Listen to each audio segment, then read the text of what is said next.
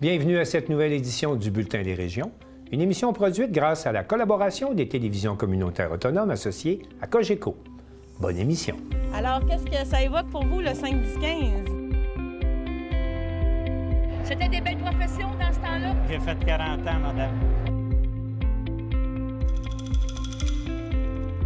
Avez-vous l'impression qu'il y a une relève pour ça? Est-ce qu'il y a des jeunes qui vont pour pas que ça se perde? C'est cette année que ça vaut vraiment la peine de venir au marché public. Ça représente une belle tradition, en fait, qui est un peu un porte-bonheur pour les pêcheurs.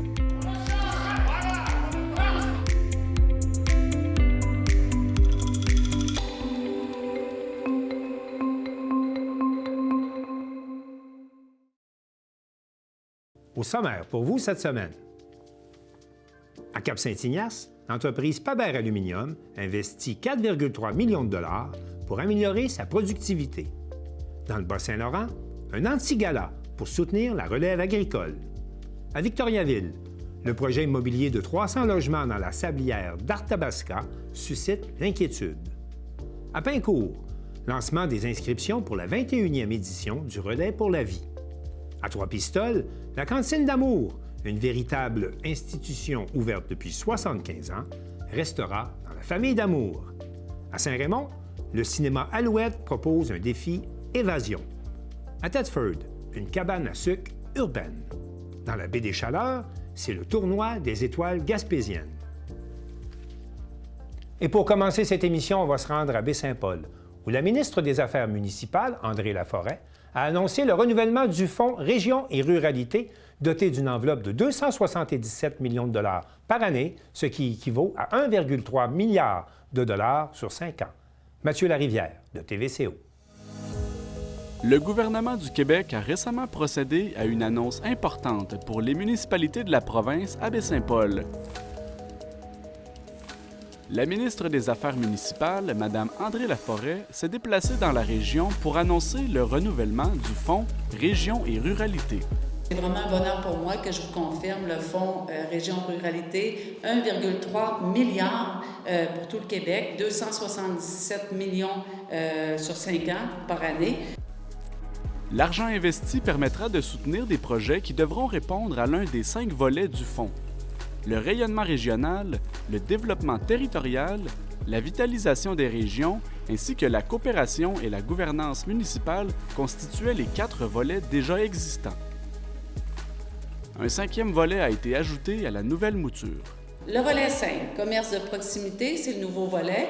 Alors, c'est le 5e et le dernier volet, commerce de proximité. Ça a été lancé en septembre dernier. Ce volet vise à assurer l'accès au commerce de proximité pour les citoyens des municipalités de moins de 20 000 habitants.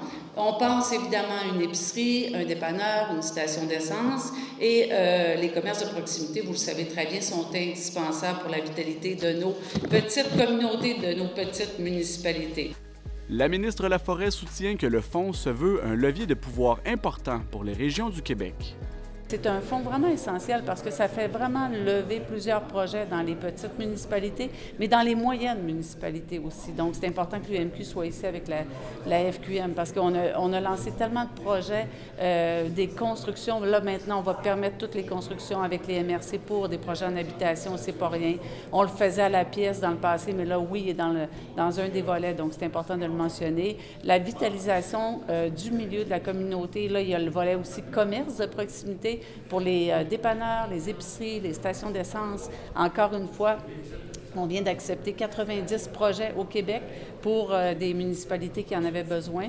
Il y a le rayonnement régional aussi, ça c'est un grand volet, développement territorial. Donc, ce qu'on veut, évidemment, on est un gouvernement qui pense aux régions, on veut vraiment bien développer nos régions et c'est un des programmes les plus populaires.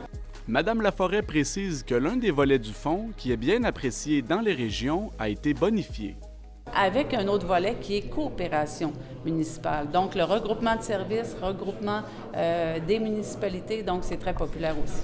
La ministre des Affaires municipales considère que le travail réalisé par son ministère viendra réduire la bureaucratie imposée aux petites et moyennes communautés de la province. Ça fait suite au projet de loi 79 qu'on vient juste d'adopter. C'est le projet de loi sur l'octroi de contrats dans les municipalités. Alléger la paperasse, aider les entreprises. Donc, évidemment, on fait suite à ce projet de loi-là. Nous, on s'est dit que maintenant, dans tous les programmes, il fallait accélérer les processus, alléger aussi les programmes. Donc, ça fait suite au travail qu'on a fait aux affaires municipales. Quant au regroupement de services intermunicipaux, la ministre se dit sensible aux écorégionaux. Les municipalités qui veulent se fusionner, qui veulent se regrouper, les montants sont bonifiés à la hauteur de 50 %. Donc, c'est très populaire, même les services. Les services, par exemple, les régies intermunicipales, police, incendie, je sais ici qu'il y a des enjeux. Il faut voir à se regrouper parce que ce sont tous les citoyens qui vont récolter ces bonnes nouvelles-là. Les préfets des 2 MRC de Charlevoix réagissent favorablement à l'annonce de ce renouvellement du programme gouvernemental. Moi, je veux souligner peut-être le volet coopération, où on a quand même bonifié les montants disponibles, parce que pour la phase précédente, ça n'avait pas été suffisant, et je pense que c'est un besoin. L'annonce de ce programme-là, qui est renouvelé, c'est une très bonne nouvelle. Si je prends au niveau de la municipalité de Saint-Hilarion, au niveau de la coopération intermunicipale, on avait déjà fait affaire avec la municipalité de Notre-Dame-des-Monts. On partage des ressources présentement. On a partagé aussi des équipements qui ont été achetés par le passé. Donc là, le fonds était comme arrêté. Fait que pour nous, c'est une bonne nouvelle, ça continue pour les petites municipalités.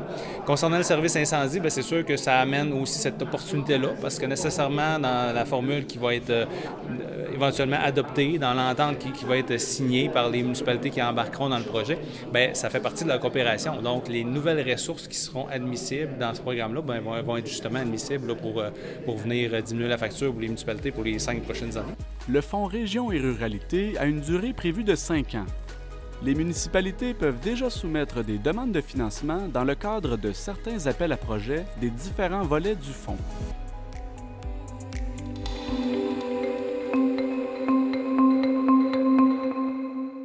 Mario Lacombe de CMA TV s'est rendu à Cap-Saint-Ignace, à l'entreprise Paber Aluminium, où le gouvernement du Québec a annoncé une subvention de 2,16 millions de dollars pour permettre à l'entreprise d'augmenter sa productivité. On écoute son reportage.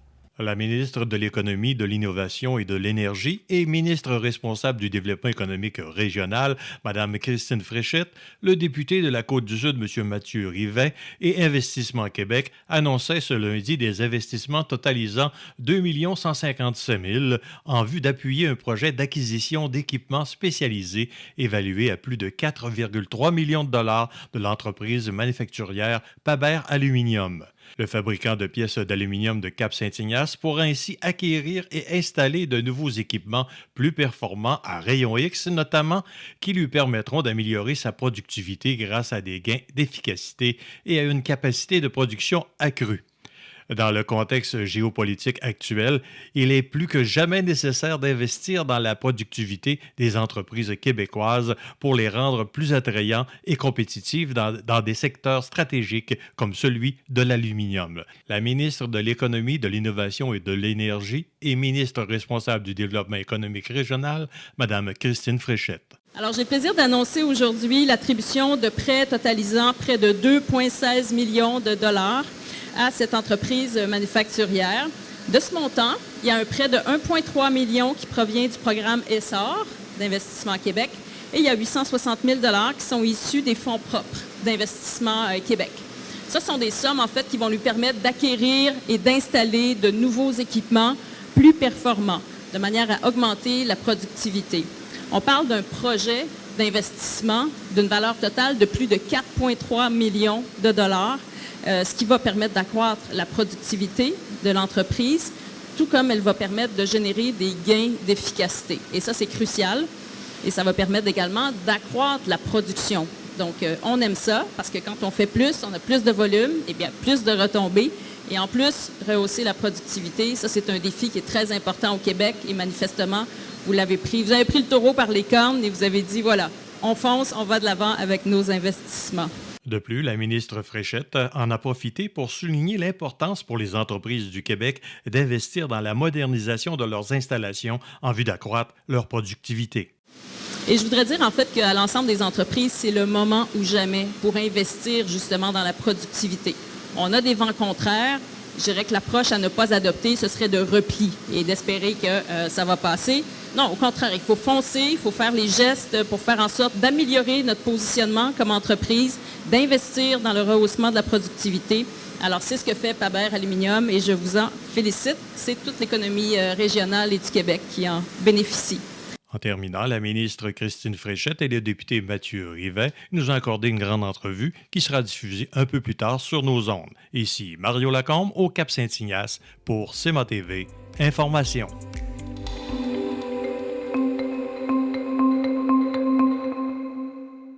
Carl Blanchette de la télévision de la Matapédia rencontre des représentants du groupe pour la relève agricole, le GRAV, qui organisait en mars dernier un anti-gala pour soutenir la relève agricole, et il profite de l'occasion pour discuter avec ces deux jeunes producteurs de la question de la gestion de l'offre dans un contexte de guerre commerciale.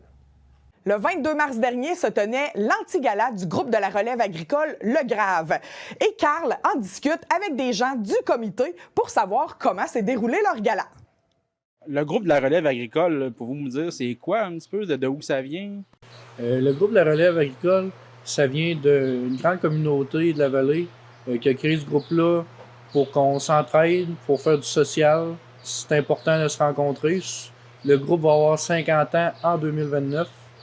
Le groupe de la vallée est même plus vieux que la Fédération de la relève au niveau provincial. C'est quand même un groupe très important pour la vallée. Ça nous permet de nous impliquer, faire nos premiers pas dans ce monde-là. Si un jour on aspire à s'impliquer ailleurs, ben la relève, c'est quand même un bon départ pour acquérir de l'expérience. Puis chaque année, vous tenez un anti-gala.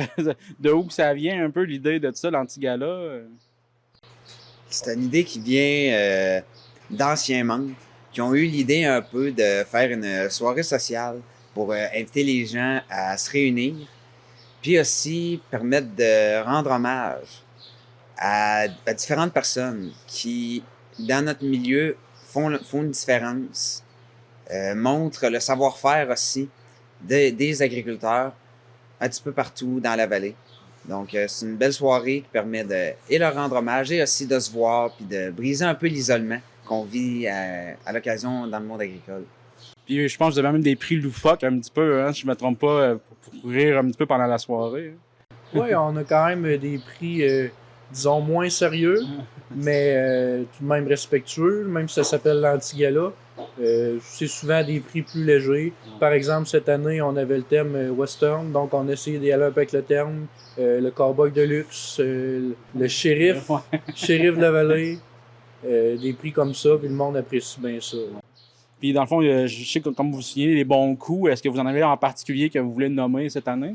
Oui, dans notre catégorie relève et démarrage, on avait 3 belles entreprises qui ont été nominées. On avait la ferme Orléans, Mme Karine Pouliot, une relève non apparentée, un transfert effectué en 2022.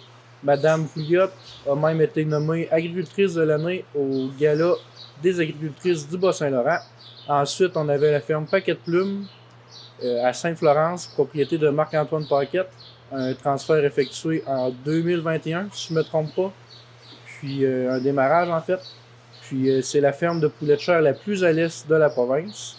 Et finalement, notre grand gagnant, la ferme Vue du Lac, propriété de Justin Michaud depuis 2024, une ferme laitière biologique non apparente. Puis à chaque année, vous offrez le prix Gérald Lavoie. Je pense que cette année, ça avait une signification particulière, une importance particulière. Oui, bien en fait, le prix hommage Gérald Lavoie, quand même toujours, c'est toujours quand même très apprécié puis très important pour nous. C'est un prix qui souligne les gens qui sont très présents auprès des autres producteurs, que ce soit leur écoute, leur empathie, des conseils, du soutien. C'est un prix qui souligne beaucoup l'aide pour la santé mentale. Cette année, c'était quand même très spécial et il y a eu beaucoup de candidatures de qualité, mais le comité a eu une candidature qui était très importante, puis il ne pouvait pas passer à côté. Cette personne qui a reçu le prix cette année, c'est une personne qui a laissé un doux souvenir dans sa communauté. C'est une personne qui était très impliquée, il était impliqué auprès de la relève, auprès des caisses des jardins, du comité festif de Val-Briand. ces associations de race. C'est une personne qui était beaucoup d'écoute, de conseils, puis ironiquement, même une semaine avant son départ, il était encore beaucoup présent pour les gens autour de lui. C'est pourquoi nos deux anciens gagnants, M. Nicolas Demers et Mme Audrey Hamel, sont montés sur scène lors de notre gala pour lui remettre le prix de façon posthume à M. Alex Turcotte-Lausier. Très bel hommage là, pour avoir été là. C'était vraiment beau à voir. Mais on va changer un petit peu de sujet. Avec les élections prochaines, puis les menaces tarifaires, puis la dégradation des relations avec nos voisins du Sud, je pense que les agriculteurs ils ont des craintes un petit peu, si je ne me trompe pas. C'est sûr qu'on a des craintes. Quand on regarde la situation actuelle avec le président américain qui passe son temps à vouloir la disparition de la gestion de l'offre, ça ne peut pas faire autrement que nous faire peur. La gestion de l'offre, c'est un système qui nous permet, en tant que producteur laitier, d'avoir un prix juste pour les produits qu'on vend. Si la gestion de l'offre disparaît, ce qui va nous arriver, c'est que les producteurs laitiers vont perdre environ 50% de leurs revenus. En perdant cet argent-là, ils seront plus capables de payer leurs dépenses puis de faire vivre leur entreprise. Ça va avoir un impact sur l'ensemble de la communauté matapédienne parce que s'il n'y a plus de producteurs de lait dans la vallée, l'usine d'AgroPure à Amqui n'aura plus de produits à transformer, donc elle va fermer. Les transporteurs de lait qui sont de transport de la vallée à Cause-Obscale, les vendeurs de machinerie agricole, les meuneries comme la meunerie Bernard Landry, Service agricole de la vallée, Niolon, je pourrais vous nommer un paquet d'entreprises qui n'auront plus de clients à qui offrir des services, donc qui vont être obligés de fermer. Ça n'affecte pas seulement les producteurs agricoles qui se lèvent à chaque matin pour faire un produit, ça affecte tous les emplois connexes qui sont nécessaires au bon roulement de leur entreprise. L'agriculture dans la vallée de la Matapédia, c'est le 3e plus important employeur après le système de santé et l'éducation et l'exploitation forestière. Ça affecte tout le monde. Donc, quand on voit des menaces comme ça qui sont faites par le président américain, ça prend une volonté politique qui est forte pour leur demander de sauver la gestion de l'offre puis de s'assurer qu'il n'y ait aucune brèche, autant dans le présent que dans le futur, au niveau de ce système-là. Bien, merci beaucoup pour votre témoignage. Je pense que c'est important présentement de souligner les craintes des gens de notre région. Donc, on espère que ça va tourner de votre côté en votre faveur. Donc, merci beaucoup. Merci.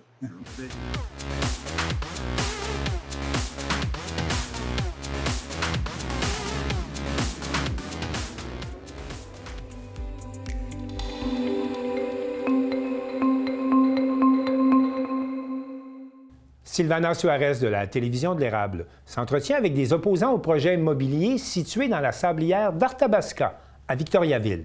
Et pour commencer ce reportage, on vous présente un clip qui a été réalisé par les opposants au projet et qui invite la population à signer une pétition pour s'opposer au dit projet. Le site visé par le méga-projet de développement immobilier de plus de 330 logements est un écosystème unique, façonné au fil du temps par les mouvements de la rivière Nicolette. Il ne s'agit pas d'une simple carrière, mais d'un habitat précieux pour des espèces menacées, un lieu riche en biodiversité. Chaque année, un nombre important d'amateurs de plein air viennent y admirer la nature. À l'heure actuelle, on dénombre pas moins de 170 espèces différentes d'oiseaux sur le site d'observation du Parc des Frères du Sacré-Cœur, qui couvre également la superficie de la sablière d'Arthabasca. La sablière abrite également une panoplie d'autres espèces animales susceptibles d'être importunées par la construction et la présence du projet domiciliaire. Les marécages adjacents regorgent de vie et leur pérennité est compromise si un tel projet d'envergure s'y développe. En décembre 2023, l'Assemblée nationale du Québec a adopté la loi 39 qui donne le droit aux municipalités de protéger des milieux humides et hydriques, de protéger des milieux naturels qui ont une valeur écologique en rachetant à leurs propriétaires les zones concernées sans être inquiétés par d'éventuelles poursuites par les promoteurs. Citoyennes et citoyens, si vous vous sentez concernés par ce message, signez la pétition afin de manifester votre désaccord avec ce projet dénaturé. Parlons de la sablière. Qu'est-ce que c'est la sablière, justement? La sablière, c'est très ancien. Suzanne Côté le peint dans un fameux tableau qui s'appelle La sablière. C'est comme, disons, au moment où les eaux étaient plus élevées, c'était le lit de la rivière Nicolette. Donc, il y avait du sable. C'est un dénivelé là, qui va jusqu'à la rivière Nicolette. C'est dans le vieux quartier d'Arthabasca, tout près de la maison du premier ministre Laurier, le premier premier ministre francophone du Canada, qui est aujourd'hui un musée. Donc, c'est un coin patrimonial pour l'ensemble du quartier. Et c'était aussi visité par les Abénakis, la nation Wabanaki, Oui. hein, qui, pour eux, c'est un lieu où ils aimaient s'arrêter. Et la sablière, pour les gens du quartier maintenant, ça visait surtout un endroit qui a eu une occupation industrielle pendant quelques décades, où on venait déposer de la terre, de la roche, du sable, et qu'on emmenait ailleurs aussi pour des projets de construction, tout ça. Donc, ce qui était naturel s'est beaucoup détérioré. Mais bon, alors, au nord, on a le fameux boisé des Frères du Sacré-Cœur qui a été légué par la communauté à la ville, à la condition que les citoyens puissent continuer à y circuler librement. Alors, il y a une pinède de beaux sentiers, ça longe la rivière, il y a un verger qui produit encore beaucoup de pommes qui sont offerts à la population, qui est gérée par l'école d'agriculture du cégep de Vito. Ça, c'est au nord, tout près de Laurier. On est bordé aussi, elle est bordée par le boulevard Bois-Franc-Sud. Et au sud, on a, tout près du boulevard Bois-Franc, on a le centre communautaire d'Arthabasca. Et on a aussi, du côté sud de la Sablière elle-même, qui est une petite étendue par rapport à l'ensemble de ce que nous, on veut faire, un parc nature qu'on recommande de faire, où des citoyens déjà circulent beaucoup. Donc, au sud, il y a le centre communautaire d'Arthabasca et une douzaine d'étangs, de marais, de lieux sauvages, habités par une faune incroyable. Il y a des castors, des familles de bernaches, des renards, des hermines, 166 sortes d'oiseaux. Il y a des clubs d'ornithologues qui viennent là. C'est un lieu visité aussi beaucoup, beaucoup par la population, et en particulier pendant la pandémie. Il y avait avant la pandémie des sentiers bien délimités.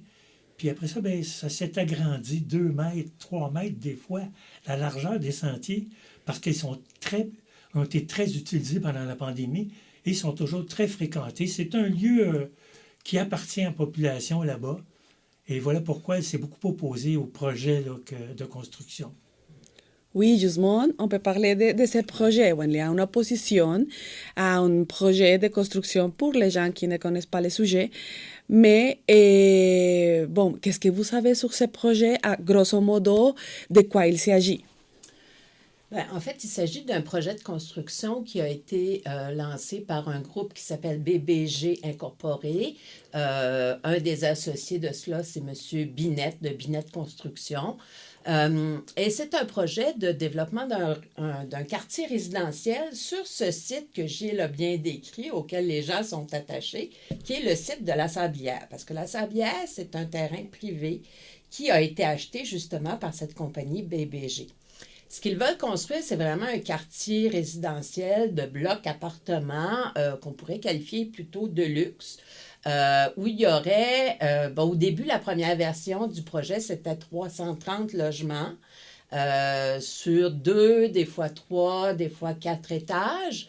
Et puis, évidemment, c'est un projet qui s'installerait donc pas très loin de la rivière, pas très loin des marais, des zones humides, en plein cœur de ce bel écosystème que Gilles a décrit, et ça aurait pour effet de détruire, évidemment, la sablière comme telle, mais aussi de fragmenter un milieu où les espèces interagissent. Alors, c'est la première raison, mais pas la seule, pour laquelle ce groupe a été construit, a été formé. C'est pour s'opposer à la destruction de la sablière, parce que ce que nous, on aurait souhaité, comme l'évoquait Gilles, c'était justement d'intégrer la sablière au boisé des Frères, avec les marais, donc à tout ce bel écosystème-là, pour permettre aux espèces de communiquer, pour permettre aux humains de continuer à aller se reposer, déstresser et ainsi de suite.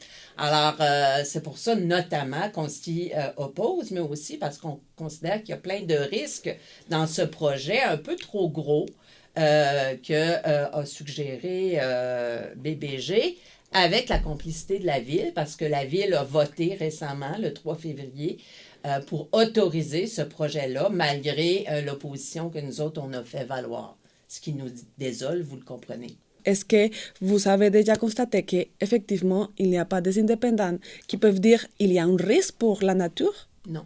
Et c'est justement ce qu'on demande au ministère de l'Environnement, de la lutte au changement climatique, de la faune et des parcs, c'est le très long nom de ce ministère-là, de faire, c'est justement de procéder à des études indépendantes, parce que même si on en a demandé, les seules études qui nous ont été présentées et oralement seulement, parce qu'on n'a même pas eu droit d'avoir accès aux études de papier, n'ont pas été rendues publiques.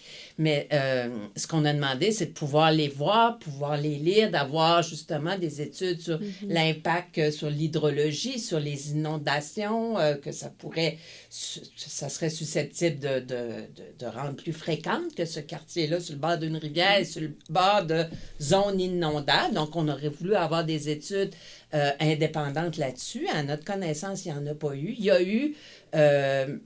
de la part de BBG, ils ont envoyé une biologiste sur place qui est venue 2 fois 1 heure, au mois de mai une fois, puis une fois au mois de juillet dernier. Et ça a été tout. Et sur la base de cette... et je ne dis pas que l'étude est mal faite, mais ce n'est pas une étude indépendante. Alors, ça aurait été intéressant que la Ville finance une étude indépendante avant de décider d'appuyer ce projet-là, pour qu'on puisse effectivement, en tout cas, avoir quelque chose d'un peu plus fiable comme point de vue que des études qui ont été payées par le promoteur et faites par des experts qui ont été choisis par le promoteur.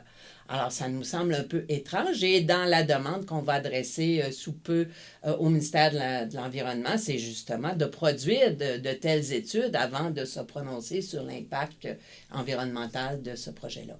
Et je dirais, pour terminer, qu'une des façons pour les citoyens et les citoyennes de nous appuyer ou d'appuyer tous les groupes citoyens militants, c'est de suivre les nouvelles, suivre les développements dans ce dossier-là comme dans d'autres, de suivre les médias locaux, la télévision communautaire, que ce soit celle de Plessisville ou celle de Victoriaville, pour rester au courant des enjeux et suivre les assemblées municipales aussi, où nous allons plus systématiquement assister, de temps en temps sûrement, mais on peut suivre les débats, les enjeux et poser des questions. En ce qui concerne Victoriaville, on peut poser des questions de chez soi, tant qu'on les envoie avant midi, le matin avant midi, la journée de l'Assemblée. Alors, c'est important de suivre les débats locaux et ça nous fait toujours plaisir de venir dans des télévisions communautaires ou des postes locaux parce que c'est au niveau local. La municipalité, nos municipalités ont beaucoup à voir avec l'environnement. En fait, ils sont le premier lieu où se prennent ce genre de décisions-là, bien plus que le ministère de l'Environnement, qui finit par s'en mêler, mais au départ, ces projets-là sont initiés souvent au niveau local et la politique municipale, donc, c'est quelque chose dans lequel il faut s'impliquer. Alors, voilà. Oui, les citoyens doivent s'en mêler parce que sinon, on ne sait pas ce qui peut arriver. On peut voir au sud qu'est-ce qui peut arriver là, en ce moment, puis un peu partout à travers le monde. Quand on laisse la place à du monde qui, eux autres, ont besoin de cet endroit-là, de ce lieu de pouvoir, pour pouvoir imposer des choses qui ne sont pas tellement favorables aux citoyennes, aux citoyens de toutes les villes, de tous les villages, de tous les États.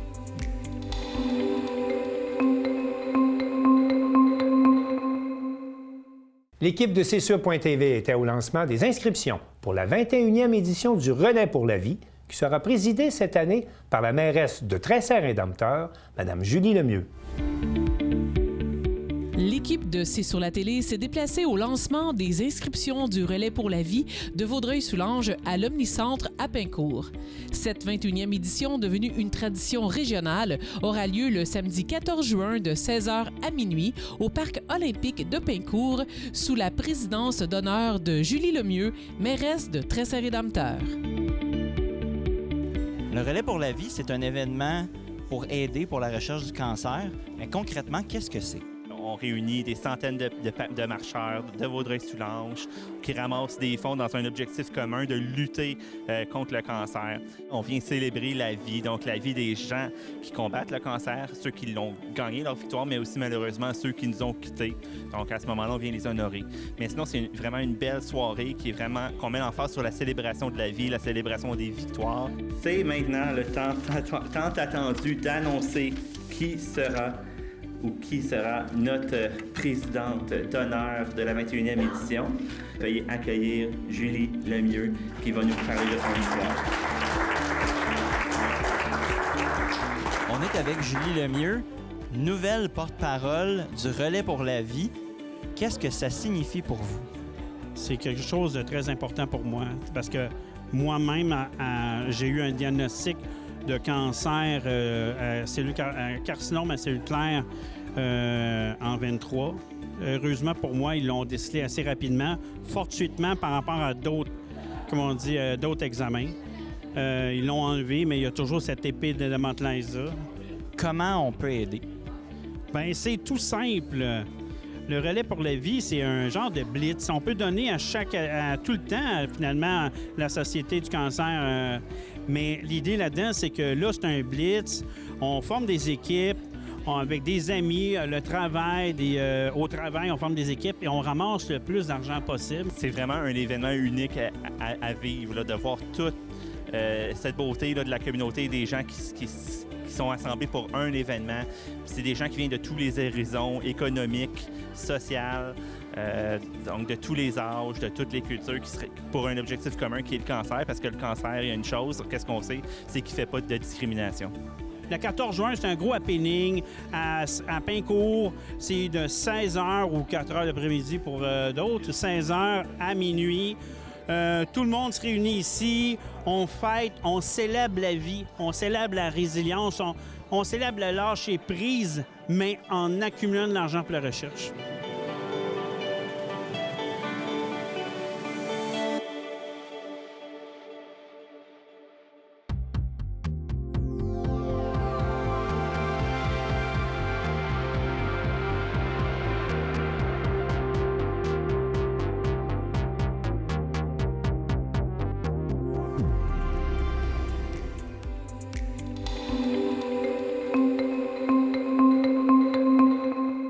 C'est maintenant confirmé. La Cantine d'Amour, qui est une véritable institution depuis 75 ans à Trois-Pistoles, restera dans la famille d'Amour. L'équipe de la télévision communautaire des Basques et des Hauts-Pays a rencontré cette famille d'entrepreneurs.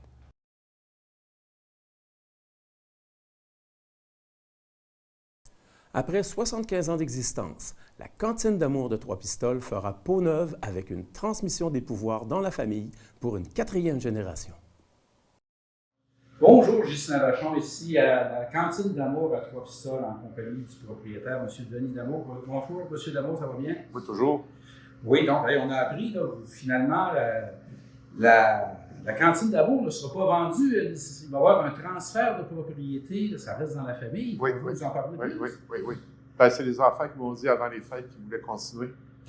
Fait que là, il fallait que je continue jusqu'à avant, jusqu'à dans le mois de mars. Et, à partir de maintenant, je vais y vendre l'année prochaine. Donc, c'est ça. Donc, ça reste dans la famille d'Amour. Oui. Ça fait combien de générations? 4e. Pouvez-vous nous faire un petit historique de ça, ma grand-mère a commencé en dessous d'un perron en avant. Puis ils ont fait une couple d'années en dessous du perron. Puis après ça, ce qui est présentement la cuisine, c'était la cantine, c'est la partie de la cantine au début. Aller jusqu'au poteau qu'il y avait là, c'est juste la moitié. Puis en commençant dedans, il y avait juste quelques places. Puis en 65, ils ont défoncé l'autre parce qu'à un moment donné, il y avait eu l'épicerie avait construit ici, puis à un moment donné, il y avait un barbier qui était, M. Barbier-Gagné qui était de ce côté-ci. Ils ont défoncé en 65, puis là, ça a pris la grandeur ici.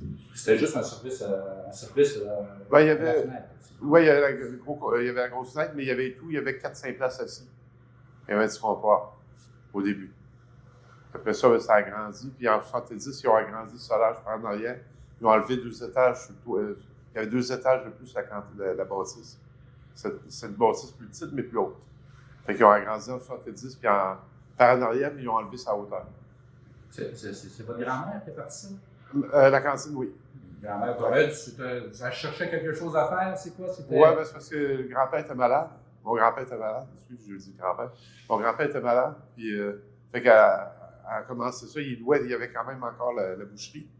Mais c'est pour un sideline, ça a grossi tranquillement. Puis, ça a commencé, c'est juste des frites, des hot dogs. C'est éventuellement comme dans les années 67, après l'Expo, les hamburgers ont arrivé avec ça. Ça a grossi.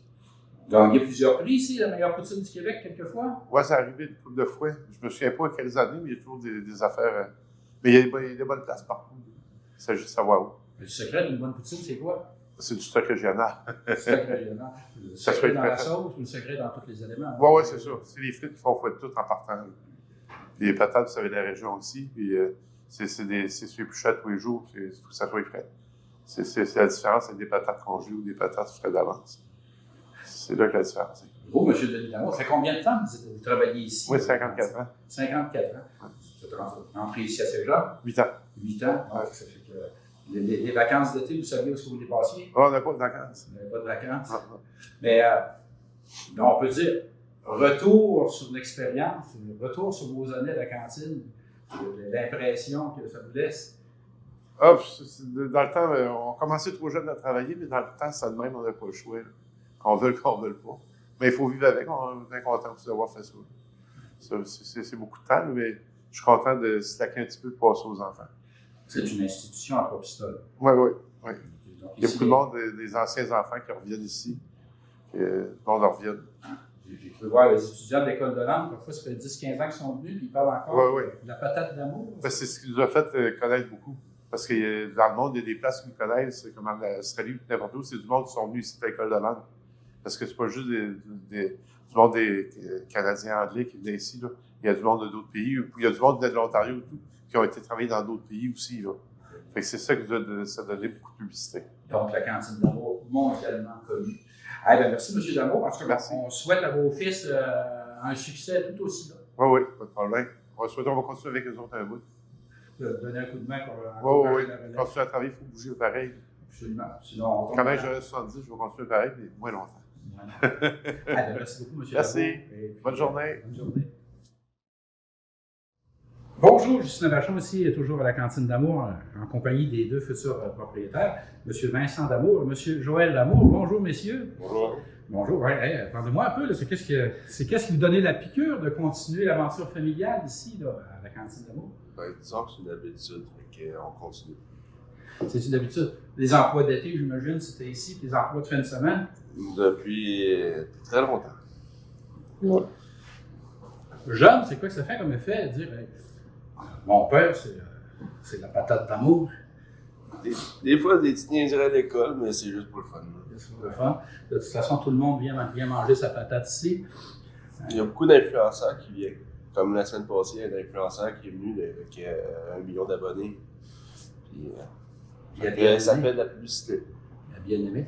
Justement, Denis me disait tout à l'heure que votre père me disait que même en Australie, la Cantine d'Amour est connue en Australie grâce à l'école de langue, que des anciens étudiants de l'école de langue se sont ramassés en Australie et la Cantine d'Amour est connue en Australie. C'est quand même, vous ramassez quand même une institution. Et puis, vous, est-ce que ça a été un moment de réflexion, dire on reprend ça? Moi, ça a été plus long un peu. J'ai fait certaines affaires, puis là, j'ai décidé de revenir me replacer. Joël, lui, il l'avait déjà plus en tête avant, depuis 2020. 2020. Il faut y penser comme il faut, c'est quand même beaucoup de travail. Oui. Donc, à deux, vous allez pouvoir avoir des vacances, j'imagine. Ça va être plus facile qu'on a pu vivre quand on était jeune, mais puis, on va pouvoir séparer les vacances. Oui, les vacances, ça, c'est quoi qu'on voit sur le jour. Les horaires changent tout le temps, on ne sait jamais qu'est-ce qui peut se passer. Mais vous, jeune, là, votre père pas souvent à la maison, c'est votre seconde maison ici, j'imagine? Exactement. Oui, c'est ça. Bon en cuisine, est-ce que vous avez la recette du cipaille? Ouais. Oh, oui. Mais oui, ça, c'est de l'affaire qu'on apprend sur le... Nous autres, on l'a appris en regardant, mais on sait qu'est-ce qu'il y a dedans. Parce que vous savez que c'est une réputation aussi, le cipaille de la Cantine d'Amour, c'est une bonne réputation. Messieurs, moi je vous souhaite le plus grand des succès dans l'aventure. Parce que, je vais vous dire, bien franchement, beaucoup de gens étaient inquiets lorsqu'il y a eu l'annonce que la cantine était à vendre. Ça a inquiété beaucoup de gens, on ne sait jamais. Hein. Et puis là, ben, je pense que la population de Trois-Pistoles est bien contente là, que ce soit deux fils de la région qui aient repris ça et que ça demeure dans la famille.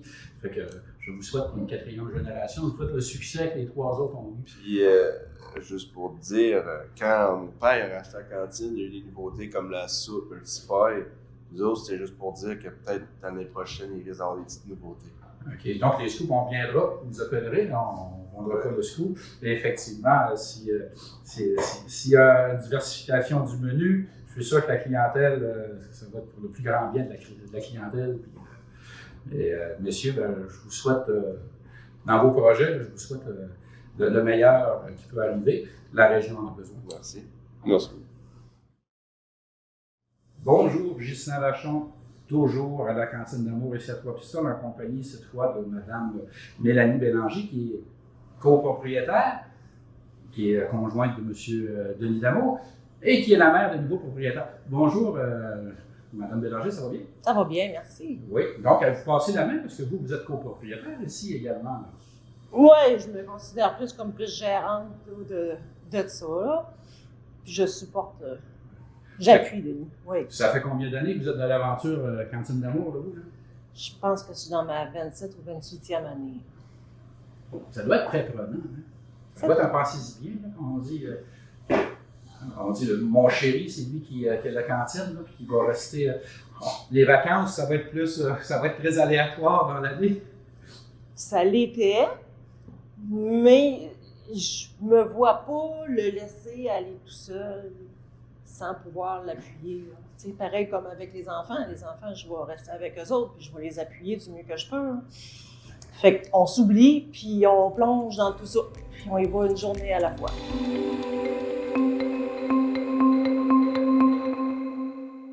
L'équipe de la télévision communautaire de Saint-Raymond a rencontré Annie Plante du théâtre Alouette qui nous explique comment son équipe invente différents jeux d'évasion pour le plaisir des petits et des grands.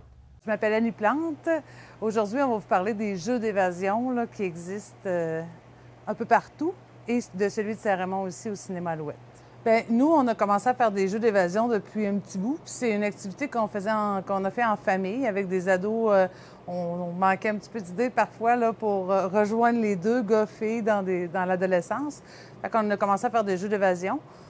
Et là, on a eu la piqûre, on en a fait plusieurs. Et c'est ce qui m'a donné l'idée de l'amener ici parce qu'avec la COVID, bien, tout ce qui était location de vidéos, de films, tout ça, c'était moins, je vais dire, propice. Fait qu'on a éliminé la location puis on a créé les jeux d'évasion. Notre premier jeu d'évasion, il a été créé avec Enigma à Trois-Rivières. Ça, c'était notre premier jeu d'évasion à nous qu'on a fait, qu'on a vraiment aimé.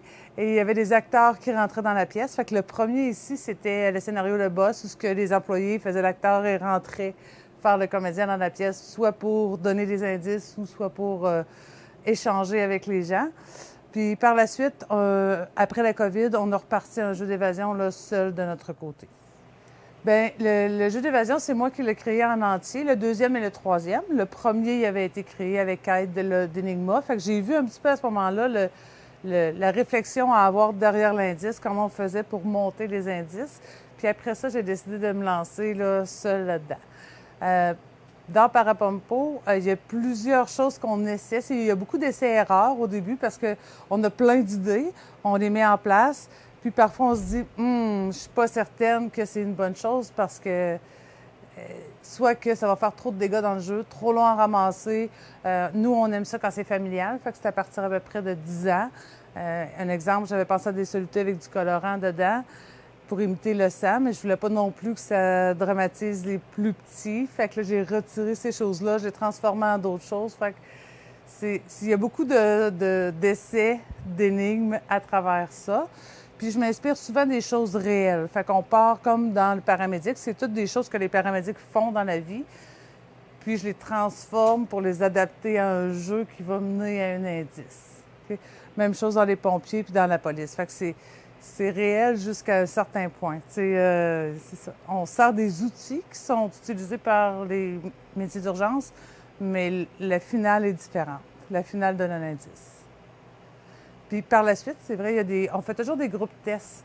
Tu sais, quand mon jeu a été prêt, là, j'appelle des gens que je sais qui font des jeux d'évasion, puis je les informe que c'est un groupe test, puis eux, ils viennent essayer le jeu. Puis tous mes employés ici, ils l'ont aussi essayé. Fait que là, parfois, ils disent, ben, cette pièce-là manque un peu de challenge, il manque des éléments, ou ça, c'est trop difficile, je n'étais pas capable de faire le lien, fait que là, je rajoute des éléments pour que le lien soit plus facile à faire. Fait qu'on fait des groupes tests jusqu'à temps qu'on soit satisfait, puis après ça, on lance le jeu là, officiellement. Fait en ce qui concerne le matériel, pour se le procurer, là, c'est sûr que ça prend pas mal de recherche. Exemple, tu sais, l'ambulance, ça faisait plusieurs mois que je surveillais là, des ambulances qui s'étaient sorties de la route, des gens qui en vendaient là, sur des réseaux sociaux.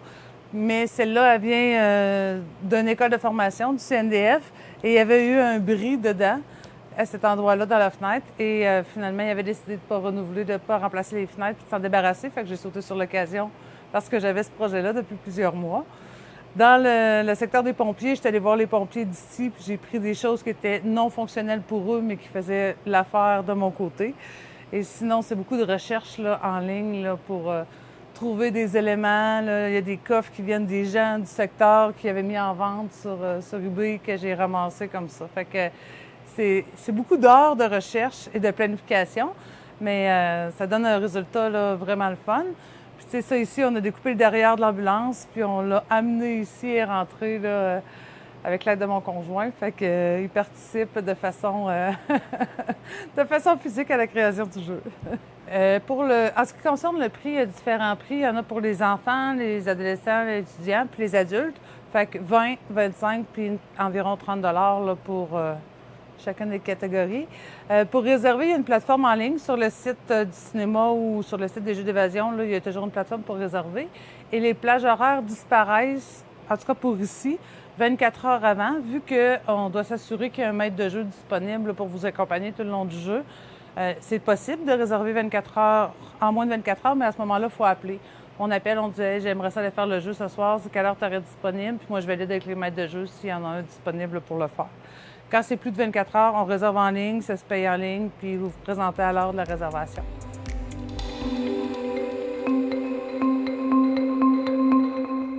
À Thetford, l'organisme Héritage Centre-Ville a organisé une cabane à sucre urbaine qui a connu un gros succès.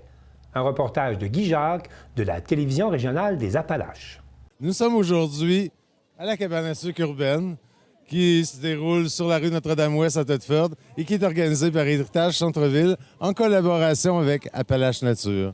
Nous allons rencontrer Mme Logan Morissette avec qui nous allons discuter de l'événement. Bonjour Logan. Bonjour Guy, ça va bien? Oui, ça va très bien, merci. Écoute, il y a beaucoup d'animation, ça bouge beaucoup, le monde est présent sur les lieux. Quelles sont vos premières réactions de votre côté? Bien, c'est sûr que ma première réaction, c'est que c'est tellement beau à voir. Les gens sont heureux, les gens s'amusent. Ma deuxième réaction aussi, c'est surtout de voir qu'il y a beaucoup de gens qui vont découvrir nos commerces locaux au centre-ville. Puis ça, c'est merveilleux. C'est vraiment... En fait, on fait des événements comme ça pour faire découvrir notre centre-ville, mais aussi pour voir les gens heureux à ce point-là. C'est magique. Quelles sont les principales activités offertes aujourd'hui sur place? On a une mini-ferme, on a les jeux gonflables, une calèche de chevaux, on a de la tire sur neige, on a aussi une animation musicale, puis comme je disais tantôt, plusieurs restaurateurs locaux qui sont sur place. Quel est le rôle d'Héritage Centre-Ville en lien avec cet événement? Bien, Héritage Centre-Ville, on est un organisme à but non lucratif qui sert à revitaliser et protéger notre centre-ville et aussi de faire la promotion de nos membres. Fait que ça rentre un petit peu les deux dans notre mission. En fait, on apporte des gens, fait qu'on apporte une certaine revitalisation puis une animation, puis on fait découvrir tous nos membres par le biais de ces événements-là qui sont tous dans les petites cabanes à faire déguster des choses. Oui, il y en a quand même beaucoup à ce niveau-là. Oui. Hey, écoute, quelle est l'importance au fond pour le centre-ville et toute la collectivité finalement de cet événement? Bien, je vous dirais que cet événement-là, c'est très rassembleur, fait que c'est très familial aussi, intergénérationnel. Puis aussi pour les nouveaux arrivants, on a beaucoup de nouveaux arrivants qui viennent découvrir notre centre-ville et notre culture par le biais de la cabane à sucre urbaine. C'est pas mal ça, ouais. Oui, je voyais quand même que la participation de la communauté finalement immigrante était quand même assez importante à ce niveau-là. Je pense que c'est agréable pour eux aussi. Ça leur fait découvrir aussi la culture québécoise finalement. Vraiment. Puis ils sont importants pour nous aussi. On a besoin d'eux, ils ont besoin de nous. Fait que c'est tout le temps le fun de les voir aussi, découvrir notre culture comme ça, puis manger du sirop d'érable. Il y a combien de commerçants qui participent à l'événement? Sur place, en ce moment, j'en ai 6. Donc, j'ai la boulangerie La Réserve, Signature Lorenzo, Porte d'à côté, Microbrasserie des Haldes, Café-Resto chez Momo, puis la Pantrée. On a aussi les élus municipaux qui viennent, comme à chaque année, offrir du popcorn aux citoyens. Combien de bénévoles assurent le succès de cet événement? Je vous dirais, il y en a une 50aine. Juste chez Appalaches Nature, ici, on en a une 30aine qui viennent assurer le bon déroulement. Quels sont les autres moyens mis en œuvre au fond par Héritage Centre-Ville tout au long de l'année pour finalement faire bouger les choses du côté du centre-ville? On travaille activement avec la Ville sur le programme du PPU, le projet, le plan particulier d'urbanisme. Sinon, on a aussi la balade de Noël, la cabane à sucre urbaine, exposition de voitures anciennes, on a la mascarade d'Halloween, puis on travaille avec le Festival de la Relève en collaboration au niveau de la zone gourmande beaucoup. Est-ce que vous avez d'autres partenaires pour assurer le succès de cet événement? Oui, c'est sûr. On a Appalaches Nature qui est le partenaire présentateur de l'événement et la Ville de Thetford. OK, c'est les deux principaux, finalement. Est-ce que, d'après la popularité de l'événement, on sait que c'est pas la première année, mais je pense pas que ça va être la dernière non plus. Ça, c'est sûr que non. Là. Ça revient à chaque année, puis ça va revenir plus gros l'année prochaine. OK, donc le concept va rester de même, il y a toujours des développements qui risquent de se faire. Toujours, toujours. Parfait. Est-ce que vous avez quelque chose à rajouter par rapport à cet événement? Bien que c'est magique, puis c'est une journée qui est sucrément belle. Oui, effectivement. Bon, ben je vous remercie beaucoup, Logan. Merci à toi. Fait que je vous souhaite un super bel événement. On va continuer finalement à explorer le tout. Merci.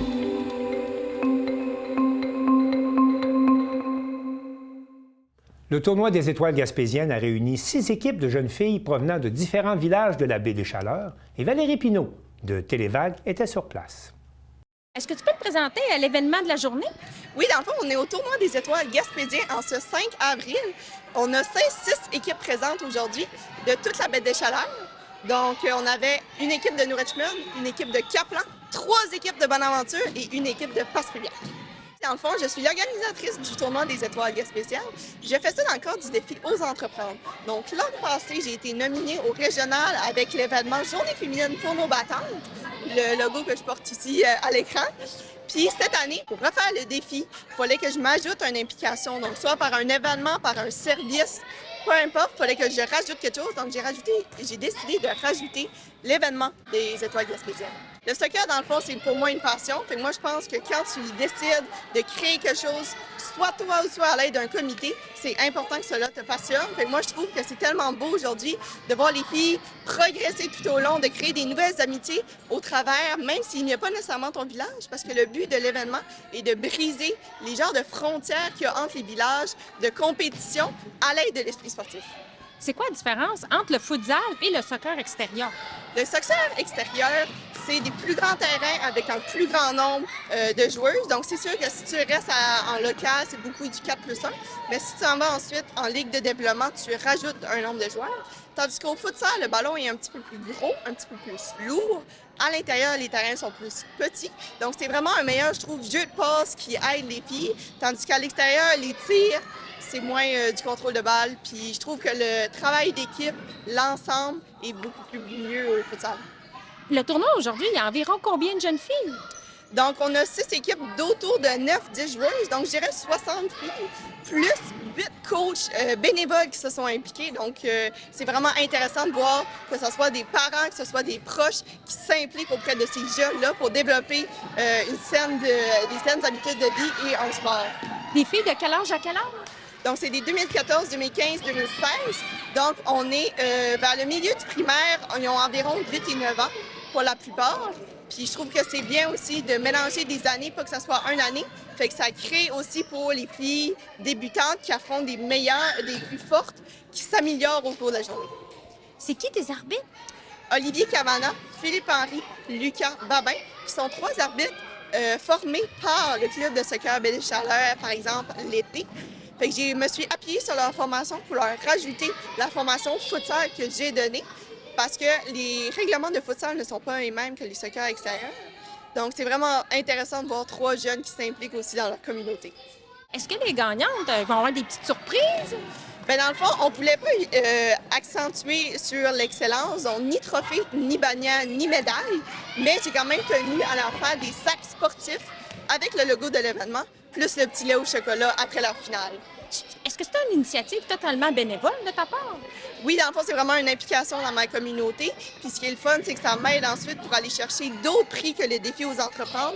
Donc, j'ai été nominée à Force Avenir en 4e secondaire. J'ai été nominée aussi pour un défi implication pour toute Gaspésie de la Madeleine. Fait que c'est beau de voir qu'un seul événement peut te remercier à plusieurs niveaux.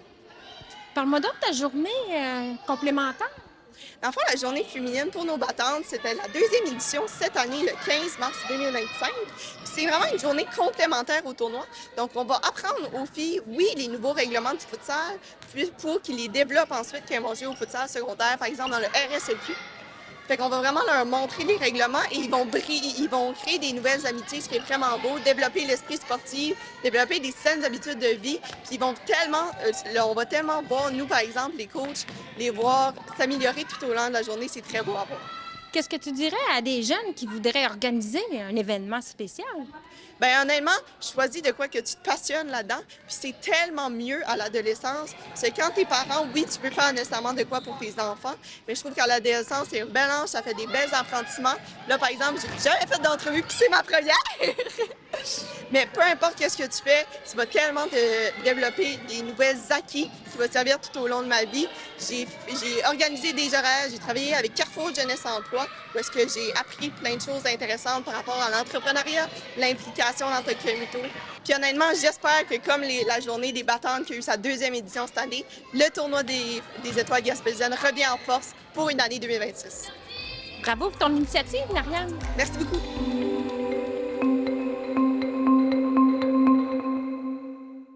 C'est tout pour le Bulletin des régions cette semaine. J'espère que ça vous a plu. Je remercie toutes les stations de télévision participantes et je vous dis à bientôt.